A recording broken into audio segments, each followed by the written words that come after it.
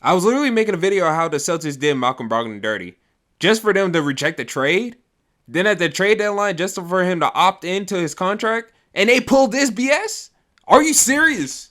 When something good happens to you, I don't know about you guys, but I tend to look back to what brought me here. We wasn't supposed to be here. I feel confident because I'm the best player in the world. Why not? Why can't I be the MVP of the league? Why can't I be the best player in the league? Hey, what's up, my units? I'm back here with another pristine time crime type of video. What did he say? If you didn't check out my last video, please do. I think it was a good, funny video. It's nice and short, but for this video, we're just gonna be talking about the Marcus Smart trade. In my opinion, everyone won, but everyone won slightly different. So guys, if you like this video, please use a thumbs up because it helps me with the algorithm. It reached me out to other people, and it actually helps my channel grow, okay? So yeah, let's get into it, and yeah.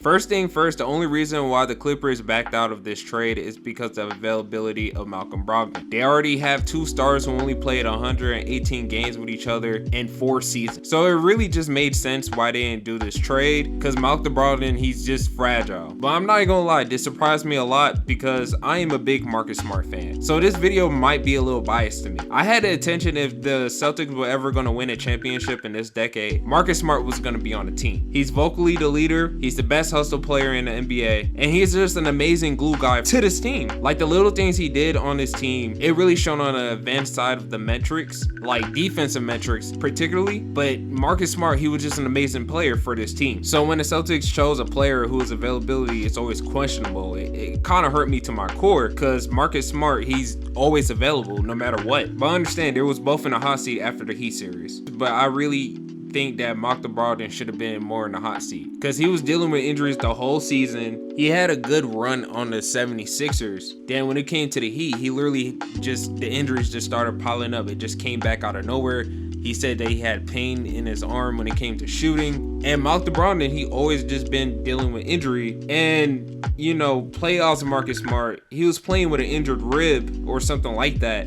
And he was just huge the first 2 rounds. Versus the Heat, it kind of showed why, you know, he can't fit into this Joe Mazzulla offense because, you know, the Celtics, they're keeping Joe Mazzulla as their head coach for some whatever reason. His offense is more like you need to shoot the ball. You need to know how to shoot the ball. Marcus Smart, he's more like a streaky player. Yes, he can shoot, but his consistency to shoot isn't really that great compared to Malcolm Brogdon. I think they just wanted to take a chance on, you know, Malcolm Brogdon, maybe heal up more. And since now they're running a 5-out more offense, Joe Mazzulla he like running a 5-out. This would just help Malcolm Brogdon more in the Celtics offense more.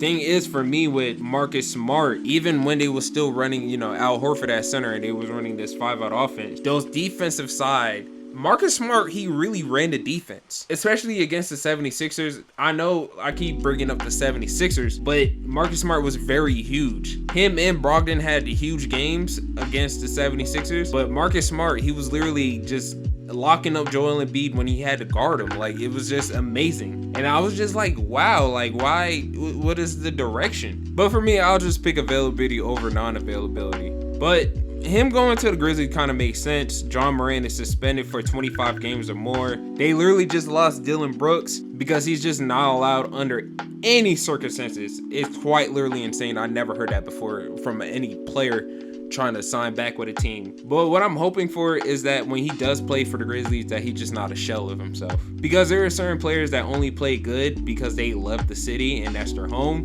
Good example is like Lance Stephenson for the Pacers.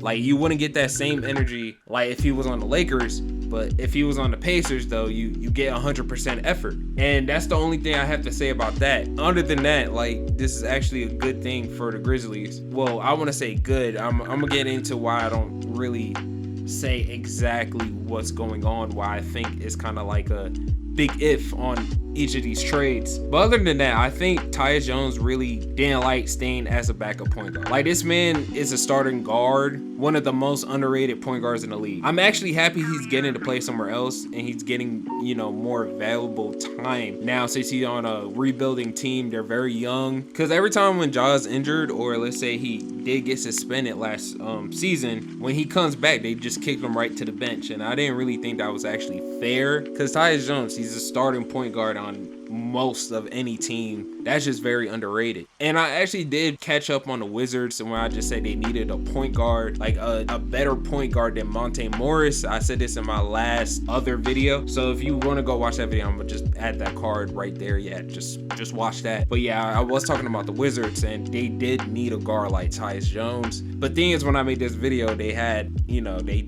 still had Kyle Kuzma, they still had Porzingis, they still had Bradley Beal. I think this is gonna be a different dynamic now. And also now I kind of like the idea that he's getting paired up with Johnny Davis. Johnny Davis had a decent closing out of the season performances. Like when he finally got minutes and he was playing a plethora of times. He was averaging literally 25 and 5. Thank you from My Love for Washington for telling me that on Instagram.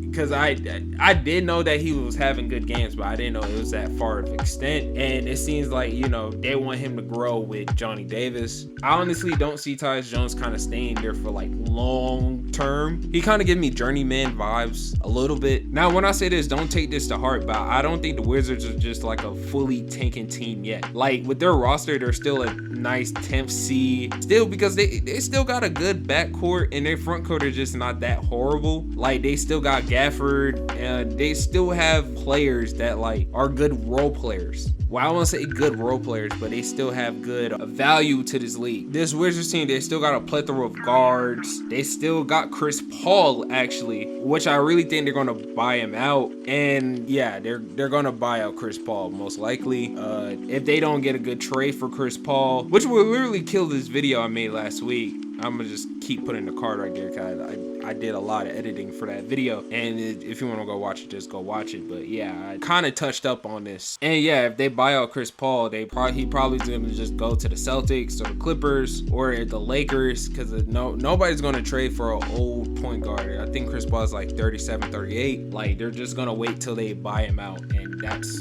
the most logical way you should just do. Also, if I didn't say this, the Grizzlies can run Marcus Smart in the starting lineup when Ja comes back, which is kind of a big W. And I feel like that's very great, because it's not more as, hey, you're going back to the bench, now I'm back now. You know what I'm saying? Like, this is my starting spot. Like, they can actually run Marcus Smart at the shooting guard or the small forward position, which is kind of crazy. I think the best thing about this, we don't have to see more Al Horford at center anymore. And Porzingis add more to like the Celtics offense, because he has a post-up game. He's 7'1". Like he's really underrated as a rim protector, but he has a squad around him. Like we never seen Kristaps Porzingis with like a great squad like of this around him. I feel like he's gonna be very valuable. We could probably see a potential finals run with this kind of squad. Also, I forgot to mention that the Celtics get 2 first-round picks, the 25th pick and the 2024 pick from the Memphis Grizzlies, and the Wizards get Danilo Gallinari and Mike Muscala, which they probably just gonna waive them at some point. But if I were to grade every team in this trade, the Wizards probably get a B, the Grizzlies got a B through A, depending on how Marcus Smart play. Marcus Smart play is just gonna be a very valuable thing to them, and it really just gonna expand